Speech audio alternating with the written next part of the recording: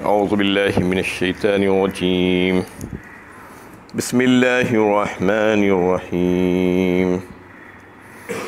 وآمنوا بما انزلت مصدقا لما معكم ولا تكونوا اول كافر به ولا تشتروا بآياتي ثمنا قليلا وإياي فاتقون۔ اور میں نے جو کتاب اتاری ہے اس پر ایمان لاؤ، یہ تصدیق کرتی ہے اس کتاب کی جو تمہارے پاس موجود ہے، لہذا تم سب سے پہلے انکار کرنے والے نہ بنو اور میری آیتوں کو حقیر قیمتوں پر بیچ نہ ڈالو اور میرے غضب سے بچو۔ یہ سورہ بقرہ کی 41ویں آیت ہے۔ اس میں سب سے پہلے تو یہ حکم دیا جا رہا ہے کہ جو کتاب قرآن کریم ہم نے تمہارے اوپر نازل کی ہے اس پر ایمان لاؤ، کیونکہ اس کتاب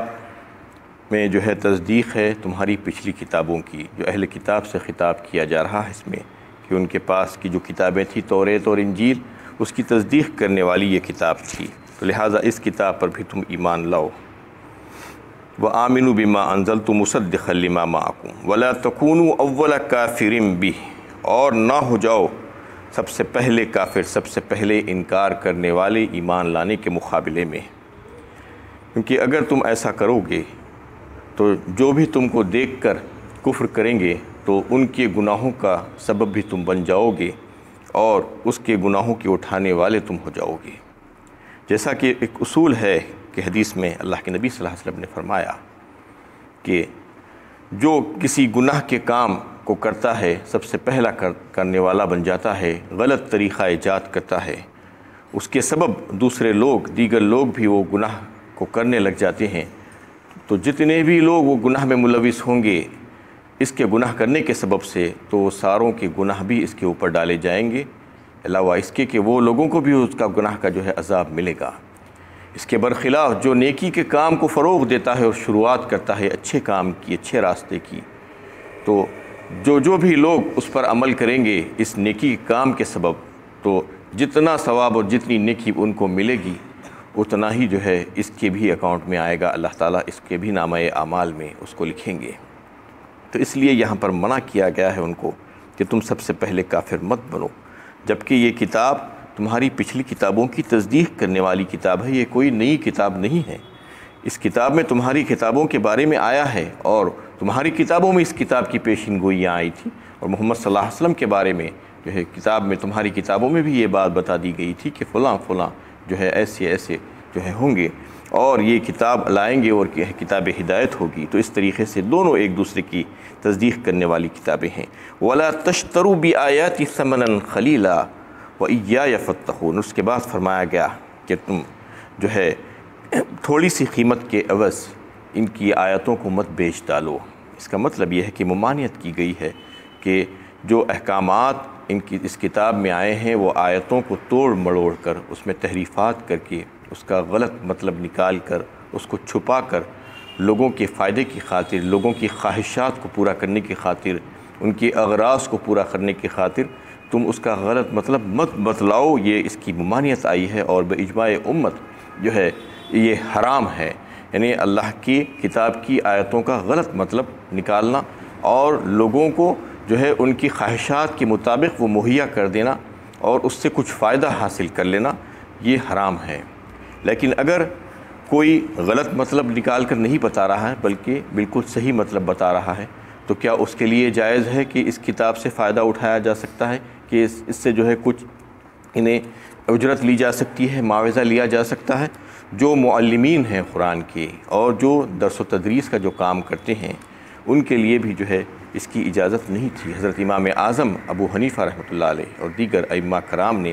اس کی اجازت نہیں دی، کہا کہ یہ منع ہے اس وجہ سے کہ اللہ کے نبی صلی اللہ علیہ وسلم نے اس کتاب کو جو ہے کسب معاش بنانے سے منع فرمایا ہے، یعنی قرآن کو پڑھنے پڑھانے اور اس کی تعلیمات کو عام کرنے کے سلسلے میں اس کے درس و تدریس کرتے ہوئے اس سے پیسہ حاصل کیا جائے، اس سے معاوضہ اور اجرت حاصل کی جائے، اس سے منع کیا ہے۔ لیکن اس وقت کی بات کچھ الگ تھی، کیونکہ اس وقت بیت المال سے ان معلمین کی اور دیگر جو حضرات دین کے کام میں لگے ہوئے تھے ان کی امداد کی جاتی تھی، لیکن اب وہ موقع باقی نہیں بچا کہ بیت المال سے ان کی کوئی امداد کا سلسلہ نہیں ہے۔ لہٰذا اس سلسلے میں جو ہے یہ بات ہوئی ہے کہ دین کے جو بھی کام ہے، جو جس پر دین کا دار و مدار ہے، اس کی بقا کا، اس کے سلسلے میں اس کے نے کچھ نہ کچھ اس کا معاوضہ دیا جا سکتا ہے، اس کی اجازت ہو سکتی ہے۔ جیسا کہ ائمہ کرام کے لیے جو امام ہیں اور جو مؤذنین ہیں اور جو فقہ جو سمجھا رہے ہیں، جو قرآن کو جو سمجھا رہے ہیں، سکھا رہے ہیں اور جو درس حدیث دے رہے ہیں، یہ تمام کام ایسے ہیں کہ دین کی بقا اس کے بغیر نہیں ہو سکتی۔ اگر جو ہے اس سلسلے میں کچھ بھی معاوضہ اور اجرت نہیں دی جائے گی، اس کو بند کر دیا جائے گا، تو جو لوگ یہ کام کر رہے تھے وہ کام چھوڑ کر کچھ دوسرے کام میں لگ جا سکتے ہیں اپنے اہل و عیال کی ضروریات کی تکمیل کے لیے۔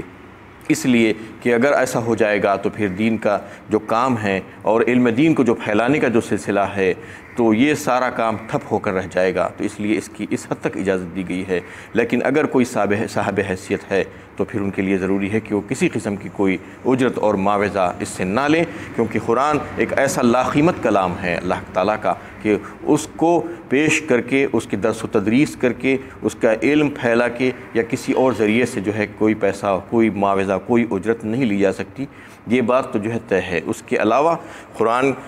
کے متعلق جو ہے جیسا کہ اور دیگر بھی لوگ کام کرتے ہیں، جیسے ایصال ثواب کو پڑھ کر جو ہے پیسے حاصل کرنا، اجرت حاصل کرنا، یا نماز تراویح میں قرآن کو سنا کر اس سے اجرت حاصل کرنا، یا سماعت قرآن کہہ کر جو ہے وہ پڑھ کر اس کی اجرت حاصل کرنا، یا خبروں پر جا کر کھڑے ہو کر جو ہے قرآن کو پڑھنا، یا گھر اور دکان کی برکت وغیرہ کی نیت سے لوگ ایسے قرآن خوانی کرواتے ہیں لوگوں کو بلا کر۔ یہ سب کے سب چیزیں ناجائز ہے، کیونکہ اس میں دین کے کوئی بقا کا دار و مدار نہیں ہے، کوئی ضرورت نہیں ہے دین کی کہ اس میں قرآن کو خاص طور پر لوگوں کو پیسے دے کر پڑھوایا جائے۔ یہ پڑھنے والا اور پڑھانے والا دونوں گنہگار ہوں گے، کیونکہ صرف جو ضروری چیزیں ہیں، جو نماز کی حد تک ہے اور جو درس و تدریس کی حد تک ہے، اس حد تک جو ہے اس سے فائدہ حاصل کیا جا سکتا ہے اور اس میں جو ہے کچھ نہ کچھ اجرت مقرر کی جا سکتی ہے۔ لیکن اس کے علاوہ دیگر جیسے میں نے ابھی آپ کے سامنے جو باتیں گنوائی ہیں، اس میں تو بالکل بھی گنجائش نہیں ہے، کوئی مصلحت نہیں ہے کہ اس میں لوگوں کو پیسے دے کر بلوا کر جو ہے پڑھوایا جائے۔ آج کل اس کو ایک فیشن بنا لیا گیا ہے اور اس طریقے سے میت کو بخشنوانی کے سلسلے میں ایصال ثواب کی بات کہہ کر ایک بڑی بڑی مجلسیں بنائی جاتی ہیں اور لوگوں کو پیسے دے دے کر مدرسے کے بچوں کو بلا کر ان سے جو ہے پڑھوایا جاتا ہے، جبکہ اس کا کوئی جواز ہی نہیں ہے۔ قرآن کریم کو پڑھ کر ایصال ثواب کرنے کا جو ہے کہیں پر کوئی سند، کوئی دلیل موجود نہیں ہے۔ اللہ کے نبی صلی اللہ علیہ وسلم کی سنت نہیں ہے یہ۔ صحابہ کرام جو ہے رضی اللہ تعالیٰ علیہ مجمعین کے زمانے میں کبھی بھی ایسا نہیں ہوا کہ قرآن کو ایصال ثواب کے طور پر جو ہے ایصال کیا جائے پڑھ کر۔ یہ تو جو ہے زندوں کے لیے آیا تھا قرآن، زندوں کی رہبری اور رہنمائی کے لیے،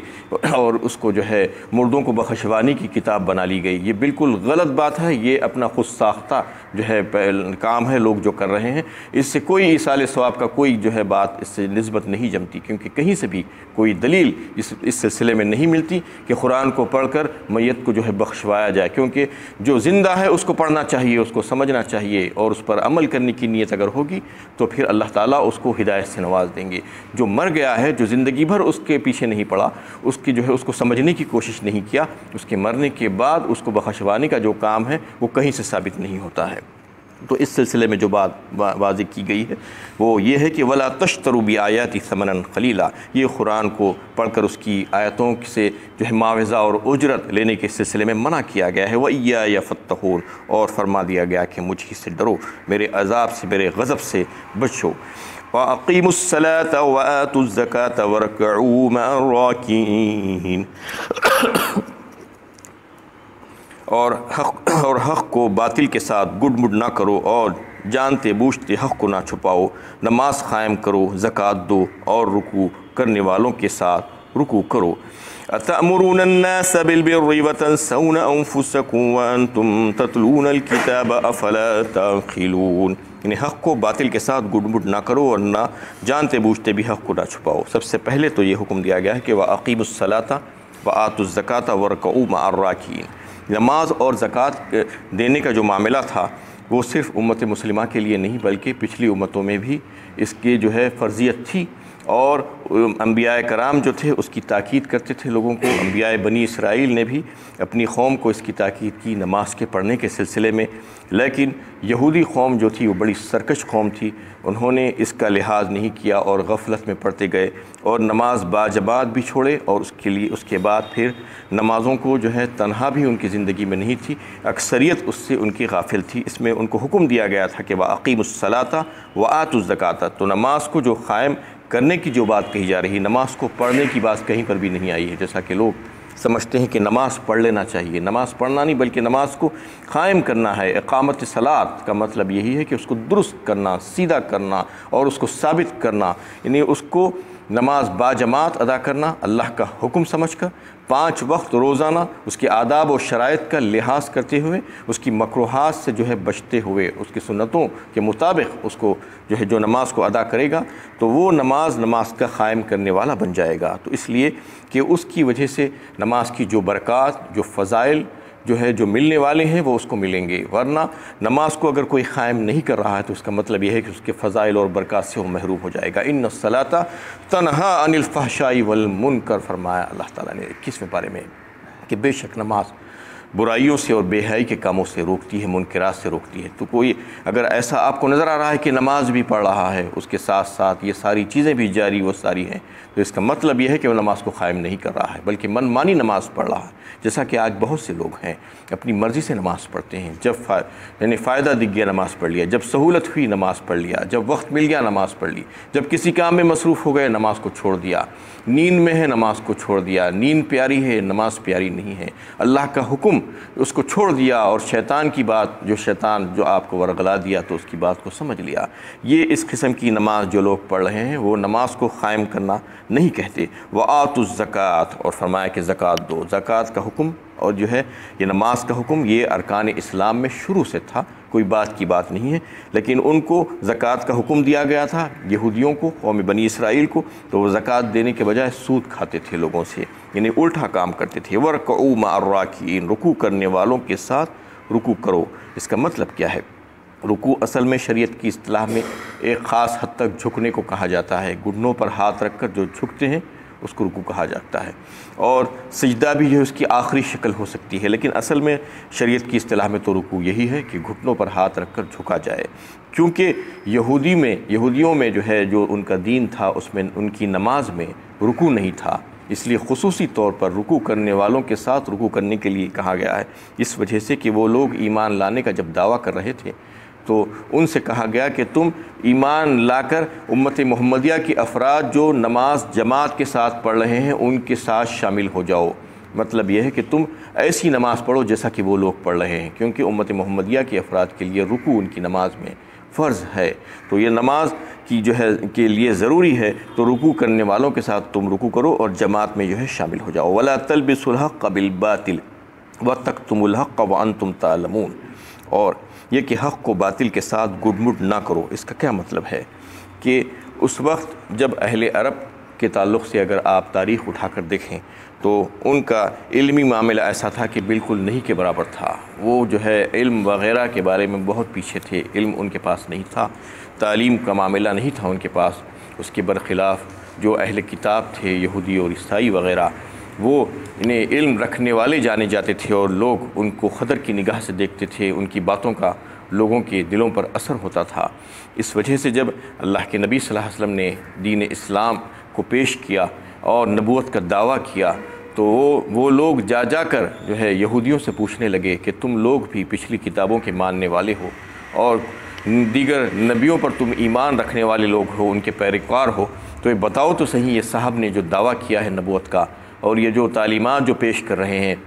ان کے تعلق سے تمہاری کیا رائے ہے؟ یہی سلسلہ مکہ میں بھی چلتا رہا، مکے کے کافر جا کر یہودیوں سے سوالات کرتے تھے کہ یہ جو کام کر رہے ہیں، جو تعلیمات پیش کر رہے ہیں اللہ کے نبی صلی اللہ علیہ وسلم نے جو دعویٰ کیا ہے نبوت کا، تو یہ کیا صحیح ہے؟ تو اس بات کو یہودی بہت اچھی طریقے سے جانتے تھے کہ واقعی میں انہوں نے جو دعویٰ کیا ہے وہ بالکل صحیح اور حق ہے، اور ان کا جو ہے ایمان بھی تھا توحید پر اور آخرت پر اور پچھلی آسمانی کتابوں پر، ملائکہ پر اور سابق انبیاء پر، اس کے باوجود بھی وہ اس بات کو جو ہے اس کا اعتراف لوگوں کے سامنے نہیں کرتے تھے، سچ بات لوگوں کو نہیں بتانا چاہتے تھے۔ اگر سچ بات بتا دیں گے تو وہ لوگ ایمان لائیں گے، جبکہ ان کو معلوم تھا یہ بات سچ ہے، لیکن کھل کر تردید بھی نہیں کرتے تھے، ایسے ہی جو ہے گڈ مڈ بات کر دیتے تھے لوگوں کو۔ اور پھر آپ صلی اللہ علیہ وسلم کی ذات مبارکہ پر اور آپ کے مشن پر اور آپ کی جماعت پر مختلف قسم کے شکوک و شبہات اور الزامات ایسے لگاتے کہ لوگ اس میں الجھ کر رہ جائیں، ایسے ایسے سوالات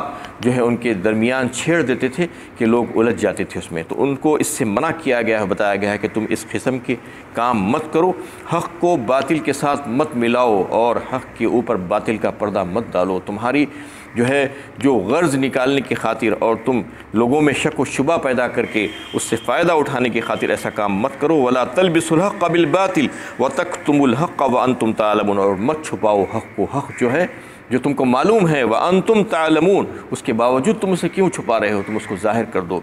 ان کو حکم دیا گیا ہے حق کو چھپانے والے مت بنو بلکہ حق کو ظاہر کرنے والے بن جاؤ۔ وآخر دعوانا الحمدللہ۔